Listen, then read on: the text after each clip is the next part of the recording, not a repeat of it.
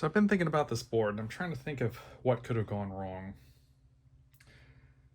And I was thinking back to when I first got this. Some of these capacitors looked not great, and I'm wondering if they were okay until we put extra load on it, and then one of them shorted. I'm also wondering if that's the reason this board was in the bin in the state it was in. Somebody tried to get it working, but one of the caps died. They didn't want to deal with it. They donated it. It sat there for months and months and months, possibly years. And over that time, cap dried out, whatever was shorting settled, and it worked for a time. And then, as soon as I put the load of all this extra cache memory on it, it stopped working. It shorted. I think there's about 28 caps on this main board, and I'm not crazy about the idea of replacing all of them. So let's play around with this thing a little bit and just see if I can find anything to explain what's going on here. It's been sitting for about half an hour, so let's just see if that made any difference by some chance. Nope. We're still nothing. No postcodes means the BIOS isn't initializing, the CPU's not jumping to FFF0. Nothing's happening. Must be a power problem. Something is burnt out on this main board. Let's see if there are any hot spots here. Oh, there are definitely some warm spots for sure. It's a little bit difficult with the infrared because reflective things can throw it off. Let's pull the heatsink off of there. There is some heat coming from the CPU, so it must be getting power. I'm just looking for possible hot spots.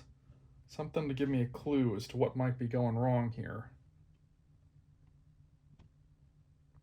There's a warm spot right there. Oh, that's just the top of the cap reflecting. Never mind. Nothing's jumping out at me. That's not helpful. Is that a hot spot or is it a cap reflecting? Not seeing anything. Just for the hell of it, let's pull the diagnostic board. No difference. Back in.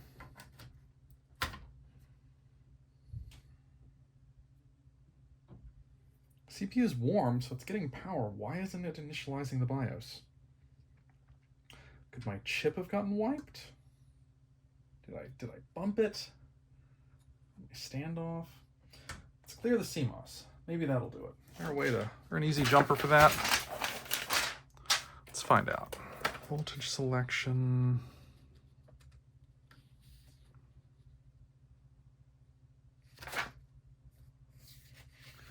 EEPROM right. That's it. All right. Well, battery out. Give it. Let's try something a little less pointy.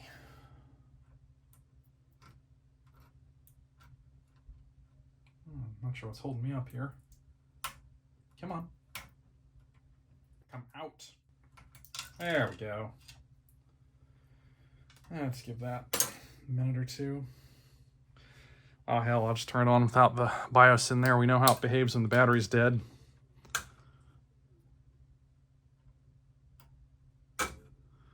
Still nothing. Well,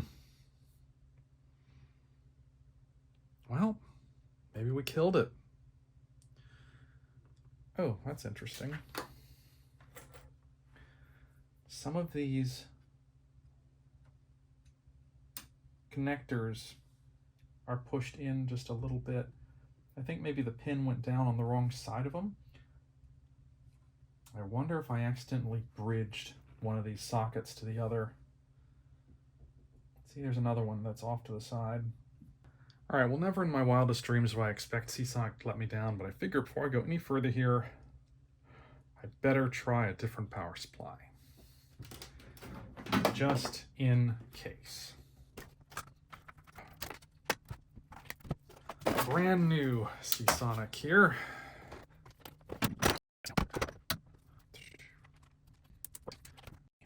Just try that. Well, I'm actually kind of glad that didn't work. Okay, I've gone back to the previous power supply and I decided to reflash this BIOS with one of the other images, just in case something weird was going on there. Now, let's just give it a quick try. Sure would love it if this thing had come back to life. Oh, we have life. How about that? Yeah, checksum failure. No kidding, I got the battery out. Huh. Did I somehow wipe out the BIOS? That's wild. Well, let's put it back together and see what happens, huh? Do I dare put the memory back in it? The SD, or the SRAM flash. The SRAM cache back in it. Huh. That's really fascinating. Kind of tempted to pull that BIOS chip out of there and set the protect bit on it before I continue. Yeah. Let's just go with it and see what happens. Let's just roll. It'll be fine. Could one of these chips be so bad that they somehow caused the flash chip to get written? I mean, it's electronically erasable, though. It would have had to, like, a section of it would have had to have gone through an erase cycle before you could write it, right? I don't know. Well, in any case, I'm going to put this back together and be extra careful where I put these pins this time.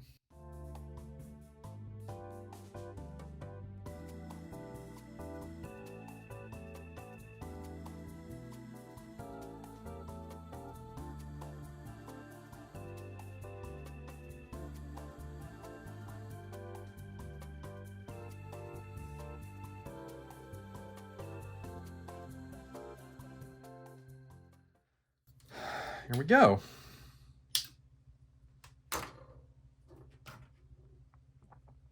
We're posting. All right. At E2, E1, we're stuck. Why are we stuck? Well, we did just replace the CMOS battery. Maybe we're in that weird reboot thing. Come on, buddy. Don't make a liar out of me.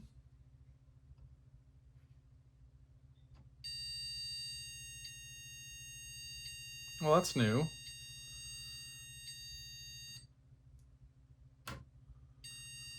All right, E0. That's actually a good sign. I didn't put those chips in the same order they were in earlier. I'm thinking one of them is no bueno. Let's see what E0 means. Maybe it's 3-0, I don't know. It's one of those. 0-3. 3-0. Huh.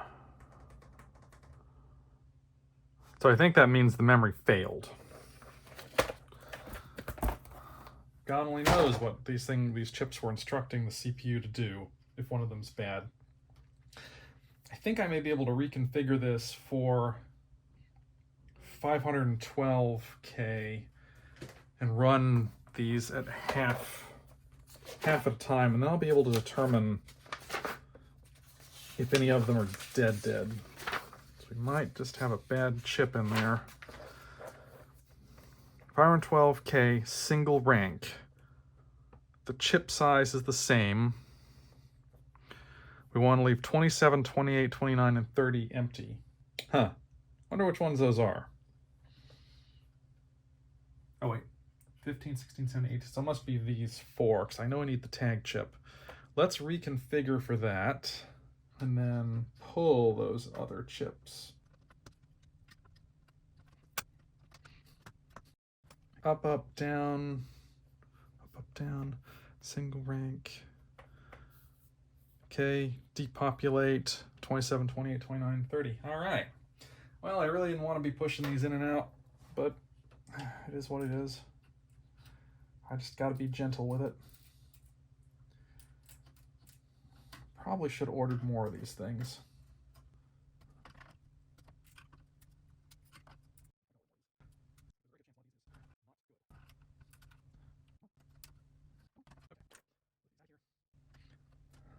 I don't think there's any smaller configuration. I think I've got to use at least 15, 16, 17, and 18. Yeah, I have to have at least these 4 in. All right, let's try that. Okay, we're booting. Good. Yeah, no kidding. Checksum better fail.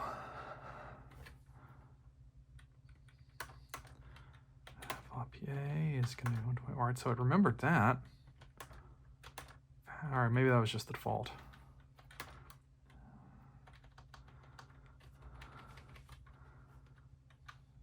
I'm just going to leave all these alone for now.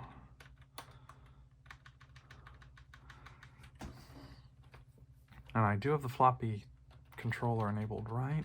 Where the heck is that? This is a, of course, it's different BIOS stuff. Chipset? Did I miss it earlier? Advanced. Floppy drive seek boot enabled. Yeah, whatever. Fine. Good. Do it. Boot. Boot up. That was interesting. All right. Well, let's see if we actually get to a C prompt this time, or an A prompt in this case. I probably need to disable the hard disk. It's probably looking for a hard drive. Yeah, almost surely. No, we're locked. Wait, nope, we're good. Okay. All right, it jumped. Let's make sure I haven't, like, enabled some weird hard disk configuration by accident. Yeah, not installed. Most definitely. Not installed. Yes. Cache memory bad. Yeah, so we definitely have a bad one in here. Do not enable cache. Oh, excellent. All right, let's swap these chips out one at a time. Maybe we'll get lucky. Let's swap these out one at a time. Try not to put the one in with the fatigued pin. Let's swap this one out and see if it's happy.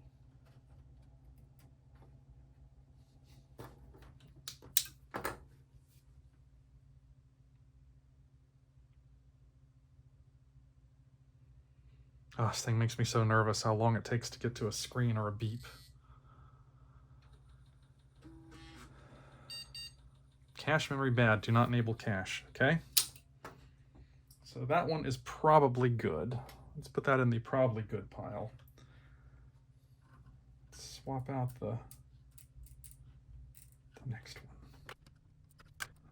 one. Actually, let's just walk them down. Let's take the probably good one and put it in here. Could be the tag chip. We'll find out soon enough. I'm just going to walk through all 4 of these and see what happens. Aha! This seems to be our culprit right here. Anything off about this? This isn't the one with the bad leg, is it? Nope. But this one, it is not happy with this one at all. Now that I have 4 chips in here that I think are good, let's see if I can...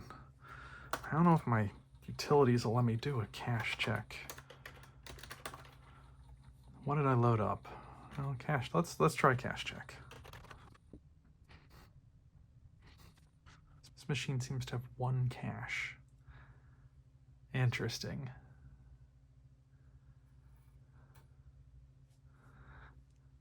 Oh, right, because the entire memory range is cacheable in this configuration. That kind of makes sense.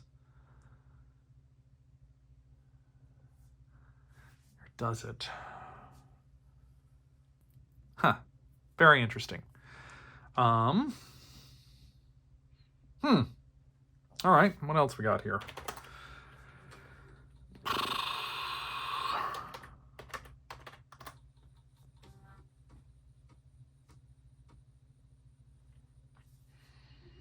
All right, CPU's reading just fine. That's good. Internal cache is enabled in write-through mode. Is that what it's trying to tell me? That's not picking up any external cache? Oh, what was that? What was the command? Cache check. Let's see. Did I misread this? It wasn't picking up any cache at all now. 0, all right. 1.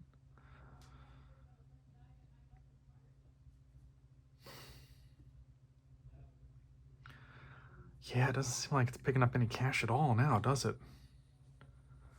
Cache is 8K. Huh. It's not picking it up at all. Fascinating.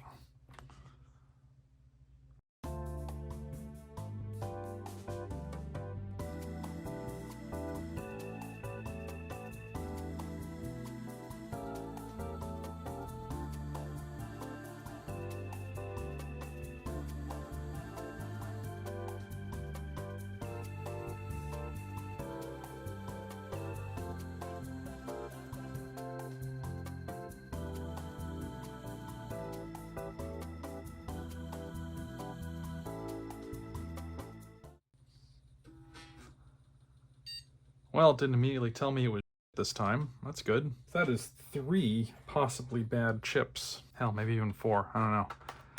Hey, at least we're booting up this time. Ooh. It thinks we have cache now. I think. Nope, only has 1 cache. Okay, so it's still not picking up the cache. Which still means we could have a bad cap not supplying enough power to this. Could mean we have multiple chip failures. I'm going to try to find a way to test these not installed in the main board, because the odds of me finding the right combination that works here are very low if I'm just playing around like this, and I'm afraid I'm going to start to damage these sockets, and I don't want to have to start replacing more components on this board if I don't have to.